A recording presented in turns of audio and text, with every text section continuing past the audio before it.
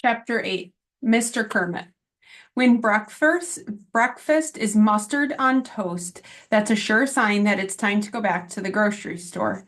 It means I've run out of butter and cream, cheese and jam, and I'm digging into the condiment packets left over from my last McDonald's run.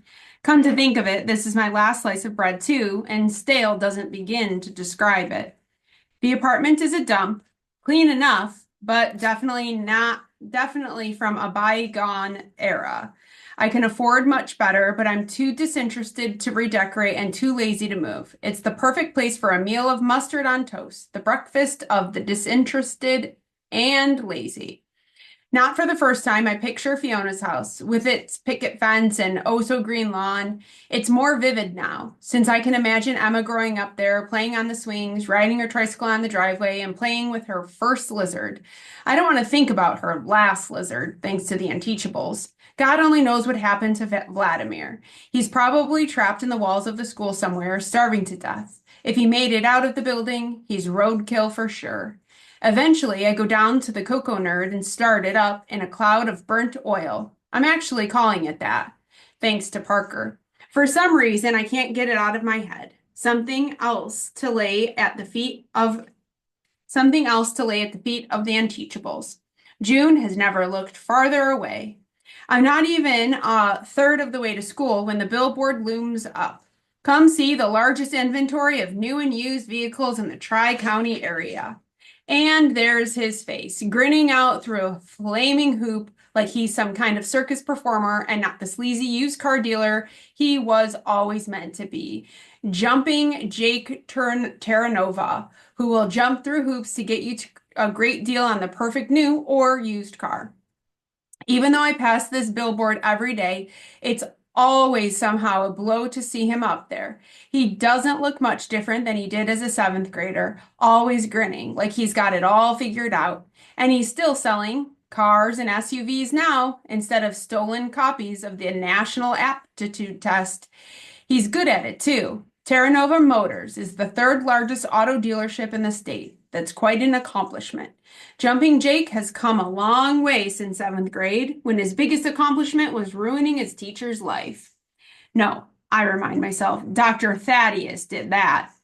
Sure, the cheating thing was an ugly scandal, but it's not as if I was in on the scam.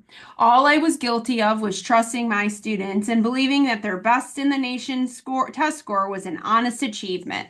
My real crime, the one I'll never be forgiven for, was making Thaddeus look bad. The principal turned superintendent has been taking his revenge ever since. Jake Terranova was just the first tile that started the dominoes tumbling. The giant dealership looms up on the left. I can't help it. I count how long it takes to pass the vast lots of showrooms. 14 full seconds at the speed of traffic. It isn't enough that the Terranova kid got away with his seventh grade shenanigans. Obviously, they gave him the formula for getting rich. He's rolling in money while the teacher he took down is living on bread and mustard and driving a Cocoa Nerd. Although the main reason I haven't replaced the car is that I blame all auto dealerships for Jake Terranova. I turn into the school lot where Parker's pickup truck is sprawled across the last two open spaces. Give a middle school kid a driver's license. What could go wrong?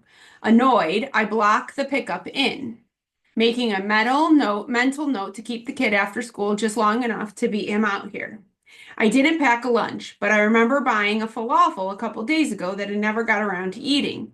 It isn't on the passenger seat, so I try the glove compartment. No luck. It must have fallen on the floor and rolled under the seat when the car went over a bump. The Cocoa Nerd doesn't have much in the way of suspension. Bending over double, I reach around and pat the floor on the passenger side. Sure enough, I find the paper sack. But when I pull it open, there's a hole in the bag, and the falafel is half eaten and torn to shreds. I get on all fours and peer under the seat. It looks like somebody lost a leather wallet down there.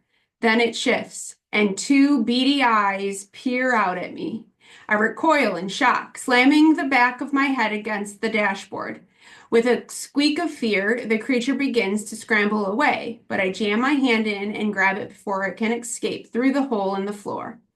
Breathing hard, I draw the little guy out and hold him against my chest. Vladimir, I presume? In answer, the gecko poops on my shirt. I sigh, unable to muster up any anger or even surprise. Vladimir is merely continuing a pattern of treatment that's been going on for 27 years.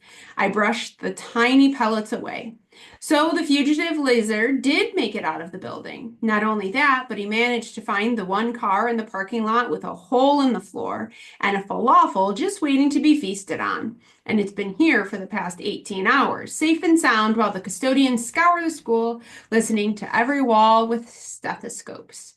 Still toting the little beast, I get out of the car. I hold on pretty tight at first, but relax when I realize Vladimir isn't going anywhere. Why should he? He's eating the rest of my lunch as we enter the school. I'm actually looking forward to restoring Vladimir to his rightful owner. True, that's dangerously close to caring. But Emma is almost like a daughter from an alternative universe, her being Fiona's kid. The young teacher already thinks my class is a horde of barbarians, mostly because they are. This might get her to consider the possibility that I'm not to blame for it.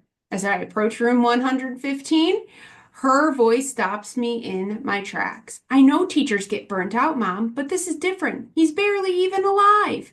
I teach right next door to him. He doesn't open his mouth all day. Those poor kids are going to learn nothing because nobody's there to teach them. It's such a shame. I back up a step.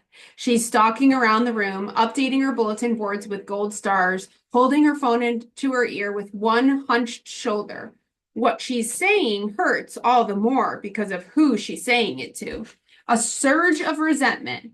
What does Emma Fountain know about being burned out? She's barely older than the students. She thinks giving middle schoolers gold stars and class pets and lecturing them about being bucket fillers is education. How long has she been teaching? 10 minutes? The first time she tried to take on the Unteachables, they laid waste in her circle and released her lizard to the four winds. But Fiona's never going to hear that side of the story. Emma adjusts a drooping nostril on Harvey, the hall pass hippo. Okay, fine. He used to be a great teacher once. It's now that counts. Honestly, I can't believe you were actually engaged to that.